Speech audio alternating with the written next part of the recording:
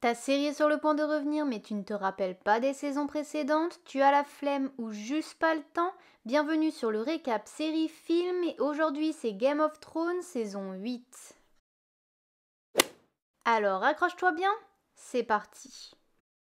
Daenerys et son armée arrivent à Winterfell. Jon retrouve Bran qui les prévient pour Viserion.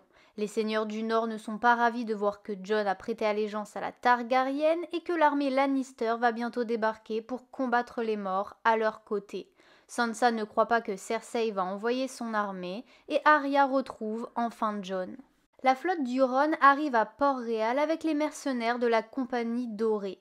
Théon et ses hommes parviennent à libérer Yara. Celle-ci souhaite aller reprendre les îles de Fer pendant que son oncle est occupé à la capitale.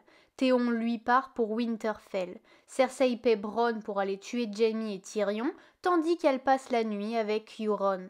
De retour au nord, Jon et Daenerys vont faire une balade en dragon. Davos pense qu'une union entre les deux pourrait faire accepter la reine aux seigneurs du Nord et aux sauvageons.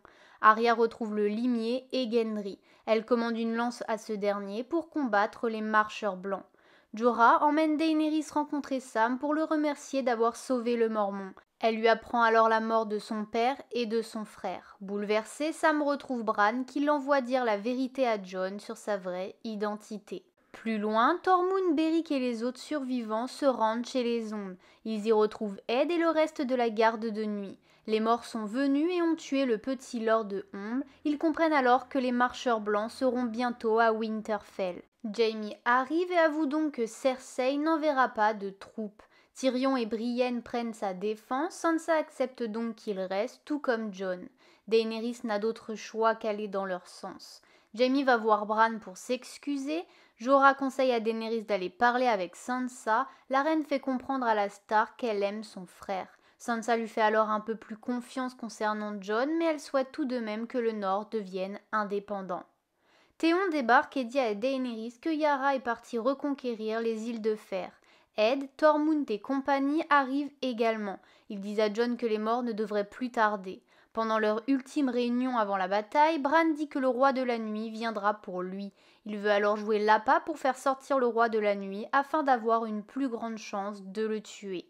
Théon décide donc de rester auprès de lui pour le protéger.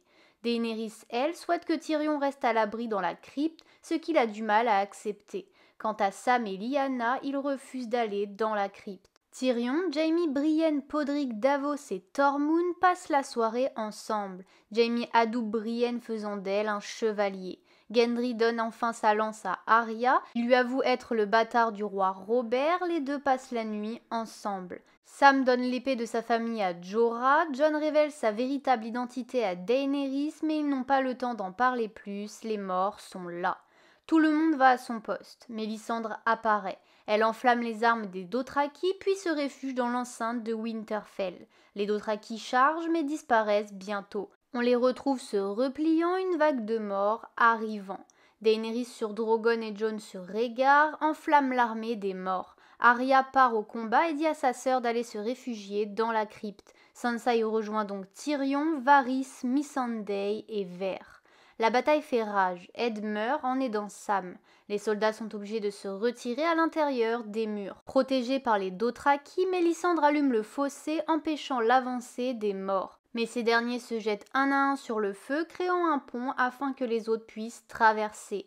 Les morts grimpent sur les remparts et s'engouffrent à l'intérieur. La petite Lyanna meurt en tuant un géant.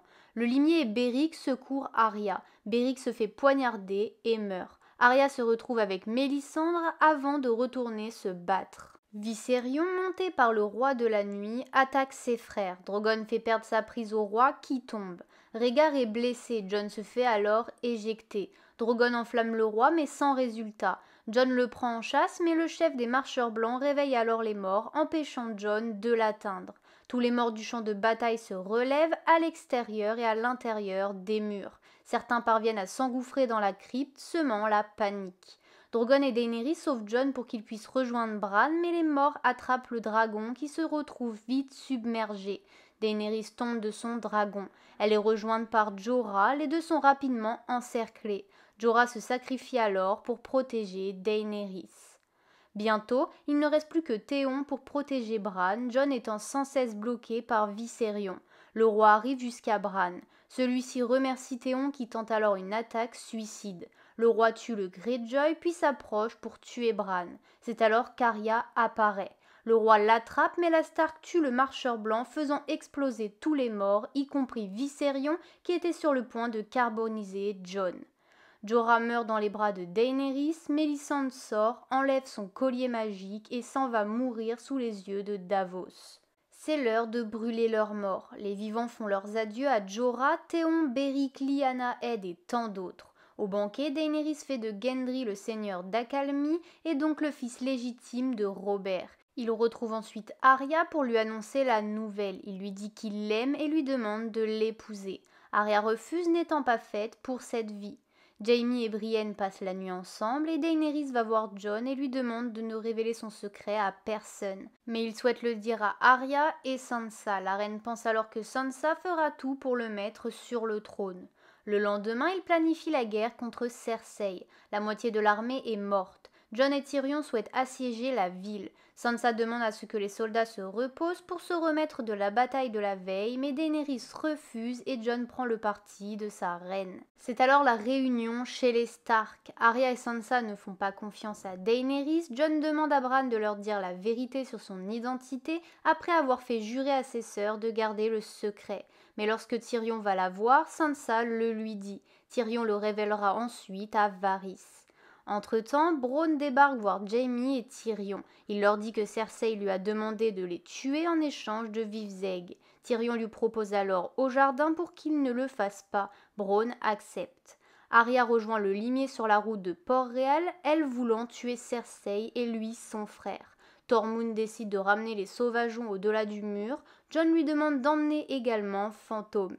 Il fait ses adieux à ses amis, apprend que Vert est enceinte, puis part avec ses troupes pour la capitale. La flotte de Daenerys parvient à Pendragon, mais ils n'ont même pas accosté que Rhaegar se fait tuer par Euron. La flotte des Fernés s'en prend alors à celle des Targaryens. On se retrouve alors à Port-Réal quelques heures après. Missandei est prisonnière et Cersei dit à Euron qu'elle attend son enfant. La reine invite le peuple de la capitale à se réfugier au Donjon Rouge, ce qui obligera alors Daenerys à les tuer si elle veut atteindre Cersei. Varys implore la Targaryenne à ne pas détruire la ville et s'en prendre aux habitants.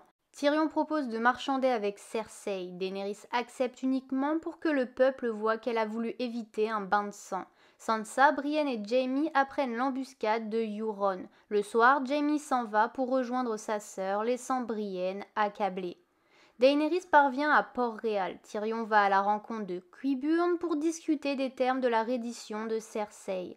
Mais face au maître qui ne l'écoute pas, Tyrion va voir sa sœur. Il la supplie de capituler pour sauver son enfant à naître. Cersei refuse, demande à Missandei si elle a des derniers mots. Missandei répond Dracarys avant que la montagne ne l'exécute. De retour à Pendragon, Varys commence à comploter pour mettre Jon sur le trône. Il pense que Daenerys est sur le point d'exploser et tout détruire.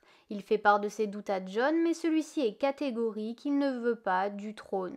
Tyrion les voit et part dire à Daenerys ce que fait Varys.